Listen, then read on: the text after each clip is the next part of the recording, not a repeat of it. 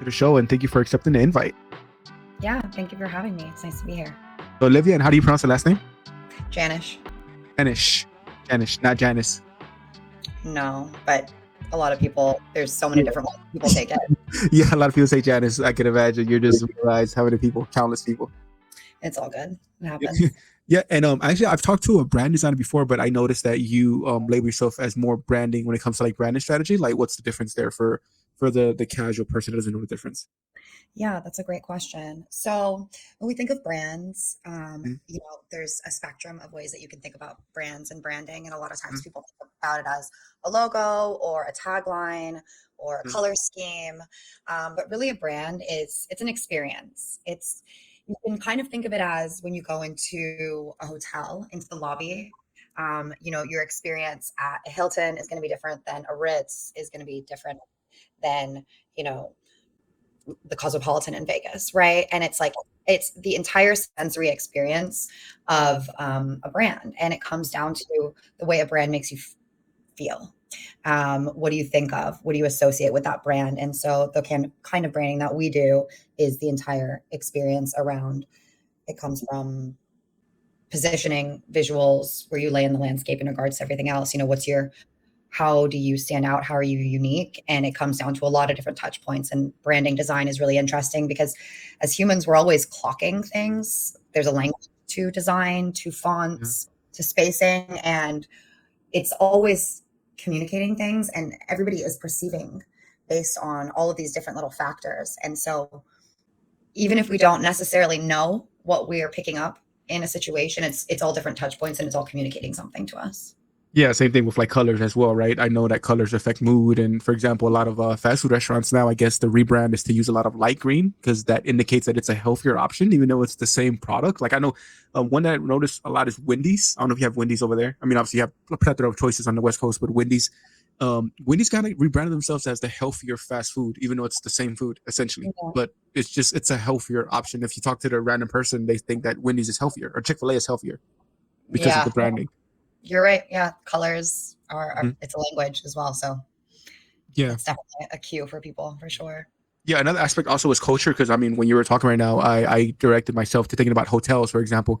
When I stayed in when I traveled overseas to Austria, on the outskirts of Vienna, there was a hotel. It was called at the time it was called Diamond City Hotel, and it was kind of pricey. But I stayed there, and when I was checking out the night before. 'Cause I was leaving really early the next morning. I was leaving early to catch the train over there, and the front desk manager he asked if I would like a sandwich prepared for me when I checked out, and I was like, sure, why not? Okay, I would like a nice breakfast at 4 in the morning. I thought they were gonna forget about it, but yeah, as soon as I checked out, there was a graveyard shift worker. He had a sandwich packed for me in a bag and gave it to me, and I definitely returned and booked there 2 more times because of that little exchange there. It was a Totally. sandwich. It was like a €3 sandwich, but because of that, they have a customer now. If I'm in the area, I'm going out of my way to go to that hotel, right? Because of that little experience. And I would imagine that's also part of brand strategy, right? The culture, the way you interact with the customer. Yeah, that's a great example. It's how do we interact with the customer at every touch point, and you as a customer in that situation, it's when you check in, it's when you have a question, it's when you exit and enter during your trip, and then yeah, it's when you leave. Is that other touch point of the brand experience? And hospitality, there's some amazing examples around the world of places that just like really, really get it right when it comes to hospitality. And especially when you're out of your comfort zone in a different country, you're even Yeah. more sensitive to those Mhm. little considerations that brands take. So yeah, exactly. That's definitely part of their strategy to make you feel, Mhm. cared for and thought of, and that they are one step ahead of things, right? Mhm. Yeah. So when you say we, as you and your company, like your colleagues, when you work with a company, are you brought in and do you kind of coach the staff on these kind of brand strategies, or how does that work? So our work is more foundational brand Mhm. messaging. Okay. And so, if we were to work with a company, it would be more like they would tell us the way that they run things and execute on them. We typically work with founder and entrepreneur led companies. Okay. Both my business partner and I have big brand and agency experience working with like Coca-Cola and Ben and Jerry's and Wells Fargo and South Park, the show. My partner was a animator on South Park for 10 years. So he's very creative. Very, yeah, no, yeah, definitely. But it's interesting, right? Because so many people feel very connected to that show. It's a cultural icon essentially. Yep. And it there's a lot to take away from it just as like a product and a show and Mm. something that is always in conversation with what's going on culturally, and the way that it communicates its own perspective. So he did that for a decade and then moved and went into working as a producer and creative director, for big brands. And I myself have worked with big brands as well. But when we met, we decided, okay, we wanted to create a boutique agency based on the learnings that we've both had from working with big brands and big agencies, and make that sort of high quality brand strategy accessible to founder and entrepreneur led businesses. And so we work with businesses kind of in a time, we don't really work with startups. We'll work with companies who have been in business maybe a year or two, and are on the ground, are on the move. They know their customers, they know what they have to offer, they know what they're doing, but their language and their design doesn't necessarily accurately encompass everything that they do. It's kind of like you've had a growth spurt and you've outgrown your wardrobe. How do we find the new expression of what you have to offer? And so there's a really nice through line from, again, at every touch point of the customer experience, in your digital presence, your website, your marketing, social media, newsletters, and then exactly how does that trickle through to the way that your employees talk to your customers, the way that you speak in different channels, the way that you speak to, if you're looking for new employees, if you're looking for investors, how do we have this like cohesive ecosystem where the language and the visual identity really reflect the core values and ethos of the brand so that it can act as a roadmap to really get you where you need. So we don't, I mean, we're not working with brands that are plateaued, we're working with brands that are growing. Maybe their language plateaued, I think is probably what you picked up on. Yeah. And that like their language isn't necessarily, yeah, their language isn't necessarily working for them anymore. So yeah, they need to they need to like they need to own, where they've come from, their accomplishments, why they are where they are now, and then really figure out where they want to go and what's that roadmap to get there from a messaging and design perspective. We don't do marketing and advertising. No, we have partners that do it, but we wanted to be very specific, very focused. We could like easily build a much bigger agency that has all those different levers when it comes to like, but the thing with digital marketing, it's very different than branding, because branding and design is really all about your identity. It's about your audience, your USP, your value proposition, why you even exist. You found a hole in the market. There's nothing else Mm. out there like you, ideally. Whereas digital marketing, that is that's like a technology solve. It's where our customers, what's trending right now, how do we find our customers, meet them where they're at. So what we do is more like, how do we really speak about ourselves in the good way? And a lot of VCs will acquire smaller companies and do a whole rebrand, and you can just increase the valuation of a company threefold by doing a really good rebrand, because branding is really how people see you. It's the space in people's minds that you hold. If you think about McDonald's versus Porsche versus vitamin water, you have a different like feeling inside of you to all of those brand names. And I can go on and on. Lululemon, Starbucks, like there's all, and then you think of the up and coming brands like Athletic Greens and Suri, and this whole spectrum of brands that we have. Good brands hold this space in people's minds that everybody kind of has a close sort of relationship to. Um, and so when it comes to marketing and advertising, we will do that strategy. We'll tell you like these are the channels you should live on based on where your audience is. This is the sort of language that you should be using through those materials. This is the visual style guide that you can use for it all, but we don't actually execute on those things because that's more of like the technical stuff, and it's the different side, it's the other side of the coin. And we really are very passionate about branding, design, that language. So we wanted to stay very focused.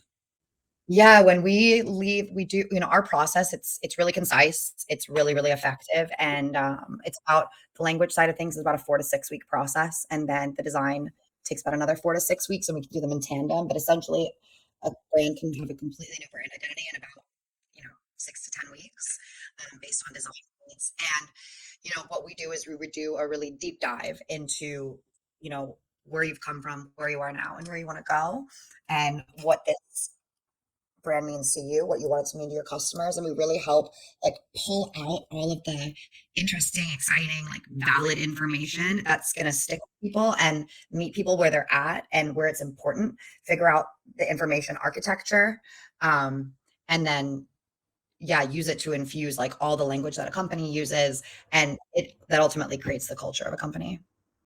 Yeah, we don't we pass off like a 70-page brand book to the company. And, and those yeah, exactly. Like I said, I work with founder and entrepreneur-led businesses, so it's usually, we're handing it off to the founder, the leader, and so they're the ones, founders have this really strong like people become founders because they want to create culture and they want to infuse their vision into their teams. And so it goes like branding and culture goes hand in hand. And so, every leader has their own way of implementing that information and those pieces of the puzzle. So we do the work, we do the language, we do the design, and then deal with the internal comms side of things. Mhm. Yeah, exactly. So the branding informs the way that you're going to do your marketing. And it also informs like the kinds of influencers that you use because you think, okay, what's our identity? What do we want people to associate us with? Okay, well, who are the influencers that reflect our values, that reflect the kind of status that we want to hold? And again, that space that we want to hold in people's minds. Yeah. So we'll have those conversations and we'll consult on it. But we don't actually be the ones to select the certain influencers and decide on relationships, things like that. That is the marketing side of things. But that overlap is who reflects the brand best Mhm. and who do we want the brand to be associated with? Because especially now with influencer marketing, those relationships are incredibly delicate, Mhm. and the way that influencers present themselves online, the kinds of discussions that they engage in, uh, everything is online now, and so feedback Yeah. is so fast. So it's Mhm. very, very important to be incredibly thoughtful and really diligent when it comes to finding those right partners, making those decisions, Yeah. putting the product Yeah. out there, and it's better to do it slowly, test and learn, as opposed to just lunging into Mhm. marketing because you can easily spend a lot of money and burn it really, really fast. But when you have a strong brand identity, you know where you're coming from, you have clarity around Mhm. how you want to be seen, you can make more aligned and more accurate decisions when it comes to Yeah. the marketing side of things. Yeah, well, yeah, of course you have like a roadmap to for your business model and your success, I would imagine. And seeing hearing the way you talk about branding, obviously it's something you're passionate about. When did you say I want to get into this? When did you get into it? At like were you doing a 9 to 5 and you said no, I want to get out of that hamster wheel and get into this? Like what made you want to start the branding strategy work? I have always loved design. I Mhm. used to go into the makeup stores and Mhm. love looking at the different packaging and with different things felt, the weight, the finish, the color palettes, the font. And I didn't understand at the time that I was responding to brand design and brand Yeah. identity. Yep. So it's always been something that I've just been very like sensitive to. My mom was an interior designer. I love Mm. color and design and experiencing new ways of combining things. And so I think at a young age, I really felt like design was a language that I really responded to. And I got into advertising 8 years ago. Mhm. So I started to learn about just the production side of things, the language, and just the fortitude that you have to have when you're working with big brands Yeah. that are, really have a big influence in culture and society. And then my partner, Gil Naveau, who I was telling you about earlier, I was introduced to him through a friend who's an artist. Mhm. And she was like, you guys are kind of similar. He's Mhm. launching an agency. I think maybe you guys should just talk. And so we had several conversations Mhm. about what his vision was and figured out how I could support that and how we could make stuff happen. And we just decided after, a few months of conversations, we were like, let's just make it happen. Like, let's go Yeah. for it. So that was 4 years ago. Oh And wow. it's been, a lot of experimentation, figuring Mm. out which niche do we want to lean into? Do we want to focus on CPG? Do we want to focus on coaches and Mhm. professionals? Do we want to focus on, there was a while when NFTs and crypto was doing really, Yeah. a lot. We worked with a lot of those projects and we really realized because the work is so personal, we work really Mhm. closely with our clients. we were like, we want this work to be with good people. We want to be getting into meetings that we're excited to get into the meeting. And so Yeah. we really were like, we want to work with people that are innovating, people that are thinking differently. At this time, we have so much in the markets right now that it's hard to come up with a product that like Mhm. nobody's ever, seen Yeah. yet. Mhm. And so everyone's just sort of iterating. So we're looking to work with founders that really are doing things differently, that have a vision, and maybe they're so ahead of their time, like the crypto and NFT projects, that Mhm. there's a communication issue. It's not easy to explain, like, what are you doing? Why is this important? Why should people buy in? So I Mhm. actually work really well with technical founders, Mhm. people that are amazing at creating what it is that they're creating, but Mhm. there's not necessarily that understanding there of what they're doing. Mhm. So I would really like to start working with climate tech companies. Mhm. That's something we haven't done yet, but like we work with alternative medicine. We've done a cannabis company recently. We did an Mm. e-bike company, which cannabis and e-bike, those are very, very saturated markets, right? Yeah. So how do you stand out? How do you show your value in a new way, make people want to shop with you, tell your story in a way that captures people's attention, Mhm. um, and, you know, show that you're making a difference. Yeah. So really focus on people who are innovating and are doing cool stuff because Mhm. we like to work with cool people. We Mhm. get up every single day and, we put our hearts into our work, and it's really exciting to do that with founders who have beautiful minds and are inspired and are willing to put in the work and trust us to do what we need to do. Yeah, and I like how you're using the word founder. Is there a distinction between founder and entrepreneur? I mean, is it founder creating something new? Like, what's the difference there for the Well, average person? Uh-huh. yeah, no. I always say we work with founder and entrepreneur led businesses. So Mhm. I guess what would the difference be? I mean, a founder is definitely somebody this is their baby, right? Yeah, yeah, They are building this from the ground up. So you have to mhm, have a lot of faith in the unknown, and you have to it's a mindset, right? It's a way of being. That founder mindset. yeah, It's tough. It's scary. There's a lot of unknown, and you really have to be so courageous. I mean, you listen to these stories. I don't know if you listen to How I Built This with Guy Raz, but he interviews founders of like Airbnb and Rent the Runway and Spanx, and yeah, they talk about their first few years. There are hundreds and hundreds, sometimes thousands of rejections yeah, by VCs and angel investors. And most people don't survive that kind of rejection. mhm, But as when you're a founder that's so devoted to your belief and your vision, like that's tough. yeah, And so we love those kinds of people. And then when I say entrepreneurs, I mean, again, just similar people that see a space for something, right? They look at the yes, market yes, yes, and yes, yes, like, hmm, they're like, huh, why don't we have that yet? And then they're like, yeah, let's do a deep dive, and it's people that are always questioning the status quo. mhm, And for me, those people are fascinating. I grew up in mhm, Silicon Valley. We moved there okay, in 1999 when like, the tech world was really like going up and things were really changing. And nothing changes and until people do things differently. There's I see a lot of stand-up comedy in LA, and there was yeah, this one comedian who was going, his whole bit was, he was like, if you have the most ridiculous, insane idea that's totally absurd, just go to LA and no one's yeah, gonna care about it. And yeah, everyone's like, yeah, do it. Like, go yeah, for it. yeah, And but and it's true. But nothing changes unless you do things that people haven't heard of before. That's yeah, progress. That's like progressive mindset. That's how we evolve. And and that's why I love living on the in the coastal cities, because it's yeah, where people are open to new ideas. If you go, there's certain places you can go and certain people that you can talk to. You're like, oh, I have this idea, and they're going to be like, I don't get it. Like, don't waste your time. But then there's the people that are like, whoa, like, tell me more. And that's, for me personally, is thrilling. I love like newness and discovery. And you experience that through travel. Just to touch on your point of the trip that you went to Austria, it's like seeing things, it nurtures the spirit, and it ultimately nurtures your intellect, which ultimately contributes to the evolution of society. And it's of how course. all progress is made. So we like to work with people who live in that mindset. Yeah, and you answered the question perfectly because the way I take an entrepreneur can jump from one thing to another. can jump around. Whereas a founder, they're invested, like you said, this is their baby. This is something they're invested in, and they're going to try to build it up and try to just take it up there. And there's so many stories of people who have gone to Shark Tank.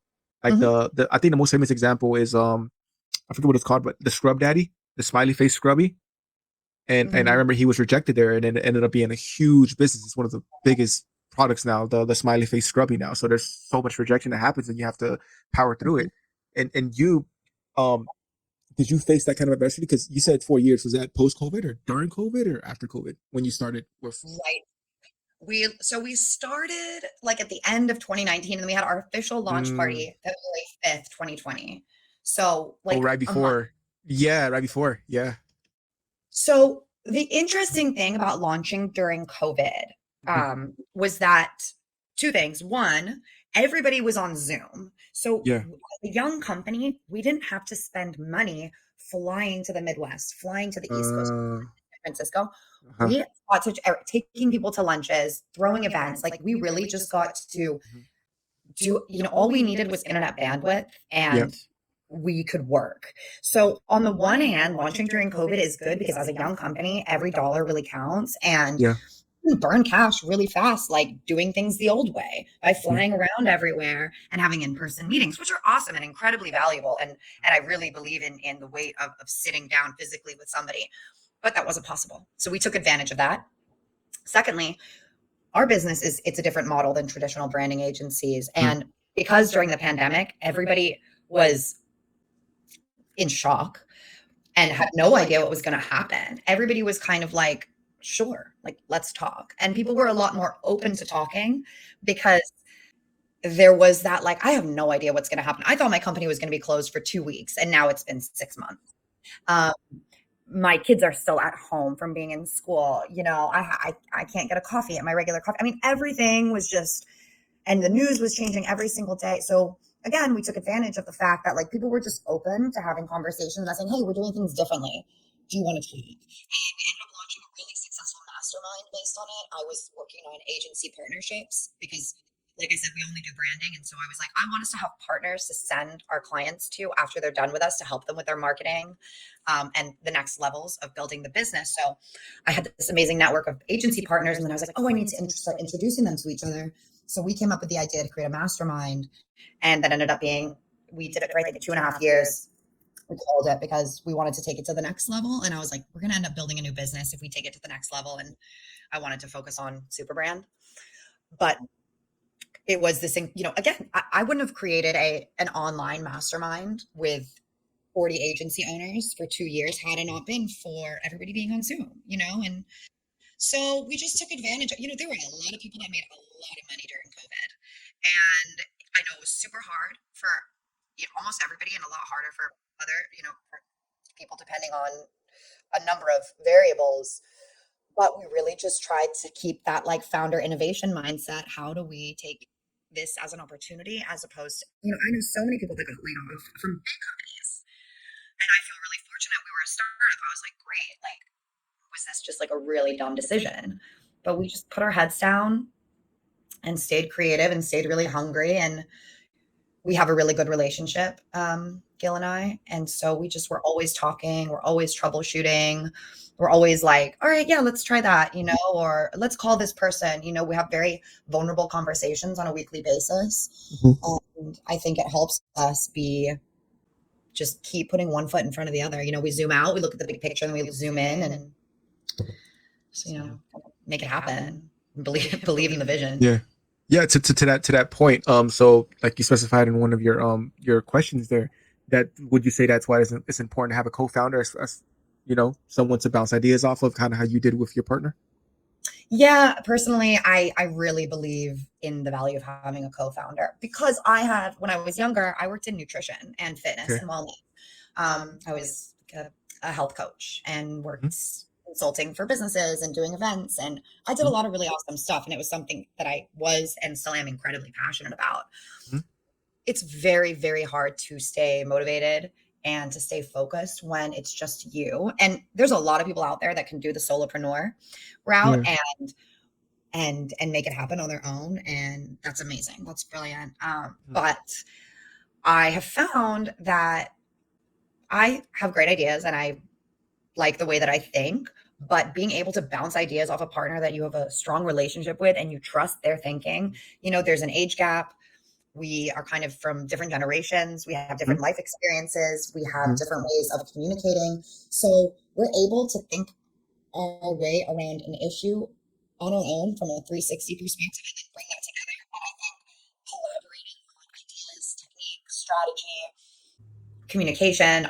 I love collaboration. I think it comes from working in production at the beginning of my career in advertising, because Mhm. production takes a village. Yeah. You've got everybody Yeah. from the PA all the way through to your gaffer and your lighting and your Mhm. camera people and your director and the producer and your executive producer. I mean, and then the talent, there's Mhm. just so many moving parts. And we watch these productions, you watch commercials, you watch movies, you watch television shows, and they're beautiful and they're moving and they're profound. And that's because a lot of people came together with a shared vision to bring all their skill sets to the table. I don't necessarily think all work requires that many people coming together, Yeah. but I love collaboration, and I do love tapping other people for their resources, because I really believe that like variety and diversity and conversations, and also having a partner can bring play into your work. you Yep. know Joking around, laughing at a situation.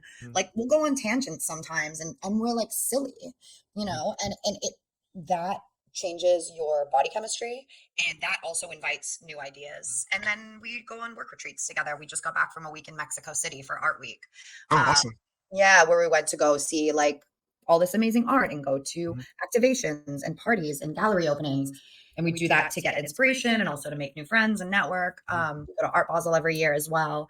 And having these shared experiences, I think, creates our own culture at our own Mhm. company. We want to work with culture brands. So what are we doing on our part to become a culture brand, as opposed to just being, you know, we all have to sit at our desks for a large part of our lives. That's just the nature of work these days. Mhm. But how can we be boots on the ground, see what people are doing, see what people are responding to, getting excited about, what's really happening out in culture, as opposed to just downloading it all through our cell phones, our devices. I want to touch on so your background though. Would you work with ESPN and all these companies? I mean, let's go down the list here. Working with Snap, Tribeca Film Festival, ESPN. Was that before or during your current position with branding? A little bit of both. So at SuperBrand, we haven't worked with those companies, Uh-huh. but I, in my other work, have worked Mhm. with those companies. And so working with those companies is what's sort of, or actually we did a project with Snap at Superbrand. They had a Mhm. very, so this was an interesting assignment, and again, something that we loved. They have Mhm. a creator program there, and so they had a fund Mhm. to send money to their top music creators at Snap. Okay. And so they had this awesome idea, right? Like, pay musicians to make music for the platform. Yeah. But and there was all this PR around it. But they needed a comms package for it, and a way to help the creators that they gave them the money to talk about what they were doing. So we created like a messaging package for them around the project, and then a way for them to communicate with the creators that they were sending the money Mhm. to. And then we also created like a design package for them to send to the creators, so that they could use, so that there was like a visual identity for this. I think it was a Sounds Creator Mhm. Fund, I think it was called. So that was a really fun one. We love working with tech companies, and especially when it comes to nurturing and helping other creatives get into the fold and be able to do their craft, because at the end of the day we need more artists. Mhm. A lot of, just the way that with the economy and industries have gone, it's become a lot more weighted in sort of, digital tech, engineering, things like that, which is great. Of course, we need all of those professions, finance, but we also need to be able to support artists. We need to be able to support creatives, musicians. The Those like softer professions are really critical for harmony, in general. Yeah, exactly. I mean, you're on the West Coast, so that's like you said. That's there's it's so saturated there. So how do you make a company stand out? For example, I think about LA, I think about fitness, and I think about, for example, music. If you have a client in these fields, how do you try to help them stand out in that saturated market in LA or in the West Coast in general, like Yeah, fitness or music? Mhm. yeah, no, that's a really good question. We part of the process that we do. So when we start out with the company, we do a discovery questionnaire. And so we really ask them to just lay it out on the table. And a lot of times people will call this process brand therapy. We, Mm, we have them talk about like, how do you want people to feel about you? What are your favorite brands and why? Like, what do you want people to compare you to? What are the feelings you want to be associated with? Where mm, do you want this brand to be in 5? We really lay it out, and get poured out on the table. And so then we have a conversation and we go through all of that. And that exercise is to really pull the information to the forefront that's repeating itself and that's valuable and really does make sense to communicate through in the market right now. Then what we do is we do a customer and industry analysis. So we'll go and look at everything that's out there right now. For instance, we rebranded a coffee company. Coffee is a commodity, right? There's so many different brands of coffee that you can choose. And we literally went to the grocery store and looked at the aisles and took photos and looked at all the different brands that were there. And we realized what was lacking. It was color. So we came up with this design scheme that was all about color. We built these really awesome characters. It was all based off of Brazilian propaganda art. So it was very powerful. It was very in your face. And this company, their sales tripled within 3 months of working with us. So and then we not only look at the industry, but then we look at the customers. Who are your customers? Where are they? What do they care about? What are they using now that's like this? How are we different from that? And we really, look at the big picture and figure out where are we going to fit in? Who's our biggest competition? yeah. Who do we like? How do we differentiate? Like, back to the touch points. It's like, how does Mm, every part of the customer experience? How do we expand? yeah. We're paying attention, and Mm, that's what you have to do. And you always have to be evolving. You always have to be reiterating, mm, thinking about things, growing, changing. Because yeah, industries are saturated. People mm, are willing to spend money, but how do you get someone to keep spending money with you? That's the next yeah. question. That comes down to consumer behavior and psychology, and then marketing techniques. I mean, at the end of the day, it is all psychology. Um, Mhm. but yeah, it's complex, it's nuanced, it takes a Yep. lot of work. Feelings is a big one for me. When you said feelings, I immediately caught on to that because I don't know if you have Publix over there. I don't, Which I don't know if you have Publix on the West Coast. Publix supermarket. I don't think so. No, no, that must be a southeast thing over here in Florida. But that being said, I would go to Publix. I would go out of my way to go to Publix instead of going to Walmart because of the culture and like the brand. To your point there, the employees are just so much friendlier. They're always in a good mood. Mm, They're always ready to help you, ready to assist you. Whereas in Walmart, and I mean, rightfully so, they're not getting paid the best, and it's a shitty culture, shitty woke culture. So I'm not going to blame the employees working there, but they're just in a bad mood for the most part. They're not ever giving you a smile. And like I said, I'm not blaming. I'm not trying to punch down on the worker here. I get it. It's not the best job to have, and obviously they're there for necessity, not because they want to be there. But Publix has a good culture. For example, I gave a story last time.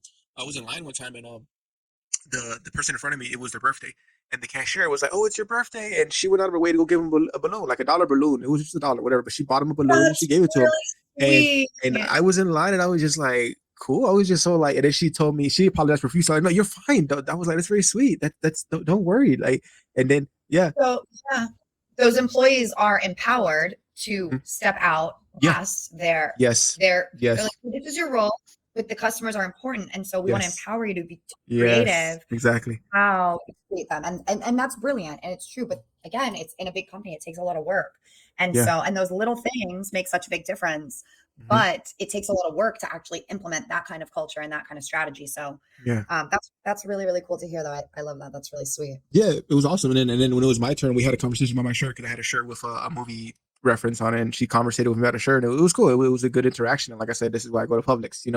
It's a little bit more expensive, marginally speaking, but it's totally worth it. Totally worth the experience. But one more question I wanted to ask you: when you're implementing these questions with a founder that can be so dead stuck in their ways, how do you go about it? Like when they're just dead stuck, do you kind of say like, well, listen, obviously you hired us for a reason. Your way isn't working. Like, how do you say that without saying that? Or do you say that? Like, how do you kind of try to implement these changes into the brand strategy with a client who isn't the most receptive?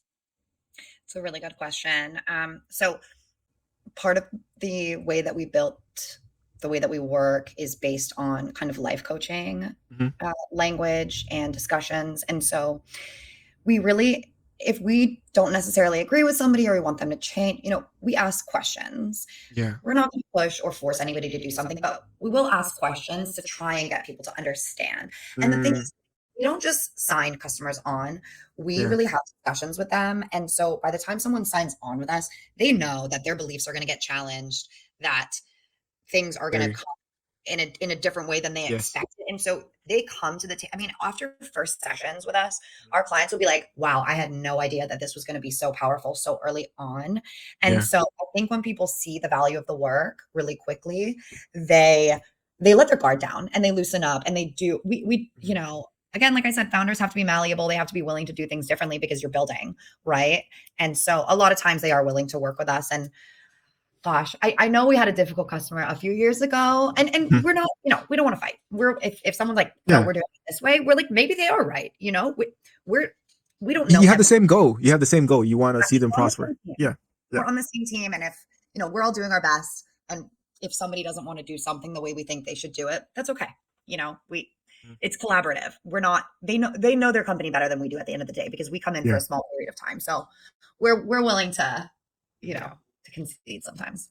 Yeah, and one thing I noticed from that, you really do practice what you preach, whether you know it or not, because I really appreciate you saying that you want to have that communication and that relationship before you start the nitty gritty work. That's something that has impressed me with a lot of people that I've met doing these podcasts. Essentially, all of them have the same thing. They're not just trying to get someone's money. They're not just trying to work with anyone. They want to see if they're a good fit for each other.